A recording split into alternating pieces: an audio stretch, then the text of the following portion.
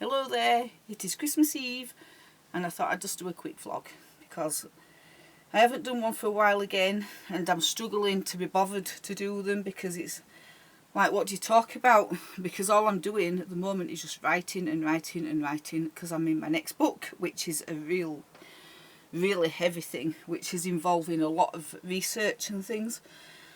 But I thought I'll talk about Christmas alone, and this is how many years in a row have I done this now, and it feels like it's just the theme at this point. But today has been the most emotional Christmas I have had in a long time, and it's felt in my family because my Auntie Sue, who had learning disabilities, she was the one who made Christmas Christmas, and she was the one who made it magical for us all because she never grew up, and she was 73 I think when she died, and she died not long after last Christmas. And my mum's been putting videos up of it. God, do you know what? All I've done today is crying all the time, and it's just really emotional because when one little thing happens it triggers off everything else, and then you start to get emotional about all the people you've loved in your life who have left. They've either left because they've passed away or they've left because they didn't want you anymore, and it is just absolutely horrible. And I don't even want to do Christmas anymore, but do you know, I've been getting so emotional, and it's partly I think my age as well. But when I look at my dogs, you know, we go out, and what we used to do is go for long walks, and I would take them in the forest, on the beach, and we'd go for an hour, 2, 3 walking, and they were playing and walking. But now they're getting old and they don't want to do it so much, and so I'm not getting the exercise I need. But when I look at them I think, how much longer have I got them? They're 14 years old, and how long have I got them? And I think, how would I cope without them? How would I cope? Because I'm in a country on my own. My family are in England. I've got a couple of friends up here, but we're not close, and I'm on my own. But when I think about losing these, it just kills me, and they're not even going anywhere. They might be here for another 10 years for all I know, but it's just getting to me up here, do you know what I mean? But I was going to volunteer to do the soup kitchen on Christmas Day, but I've ended up with the dogs, and nobody accepts dogs, which I find really sad because they are part of our family. So all the things that go on around you, it's all keep your dogs at home, but Christmas time is about them as well. It's not just leave them alone and go out, you know, you need to be with your family. So there's nothing I can do. Christmas time, there's nothing I can do. So I had invited my friend over, but they're not coming now because they were going to come if they were called in at work on the mainland. So it is just what it is, you know. So tomorrow I will still cook a dinner, and I will still dress up as an elf. I will still sing to the doggies and make a nice day of it. But there's a grief in this one that wasn't there last year. Last Christmas I was on my own, but I was poorly the entire Christmas and it was miserable because you get like 2 weeks off at work, which is great. And we went out for a meal last year, and within a couple of days of that I was so poorly, and I ended up in bed for like 8 days, and I couldn't get up. I couldn't eat properly, I couldn't drink properly, I was just sleeping all the time and just feeling just dead. So this year I feel fine, but I'm emotional. But you've got to say to yourself, that's okay, you know, it's part of life, you know. And one of the things that people can't handle about me is the fact that I am an emotional person. So I have periods where I can just sit and cry. And it's funny because some of the things that's making me cry at the moment are actually nostalgia. So you're crying for what's gone, and that includes your children's childhood. And I was sat watching a film the other night and I started getting all choked up thinking, we used to sit there as a family in the house, and we had all the Christmas films on, from the 1st of December until the 1st of January, that was Christmas. So it lasted a month. And all the lights would go on, and we used to eat and watch all the films and just be together. And it's like you grieve that as well. You're grieving the fact your children have grown up, and it's just not the same. So what can you do?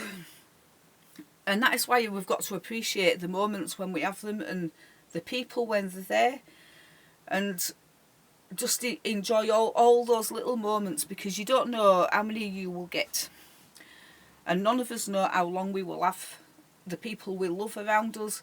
So I was going to go down and surprise my mum and just turn up, but now I've told her I'm coming, so she's not surprised now. But it's just going to be so lovely to catch up with her and family and just be around everyone. But when I come back, it's get rid of the crap. No more chocolate, because I have overdosed. Because I told you that I feed the mice outside, and they just live on chocolate now. But they don't come in my van, because I'm keeping them happy out there. The problem is, I'm eating the chocolates they don't like. So, God, and I'm eating like a right beast with all that rubbish. So, as soon as Christmas is done, New Year, then it's back to no sugar, and go back and get your exercise kicked back up again, because having the doggies here, I'm not exercising as much because they can't run like they used to, and they don't want to do the distance that we used to do. So, oh, dear me. Yeah, it's a case of just get on top of everything, get that book written, and just carry on doing what I'm doing. But it's okay to be on your own. It's okay to be upset. It's okay for you not to enjoy Christmas. It's okay to look back and laugh, and everything's what it is, isn't it?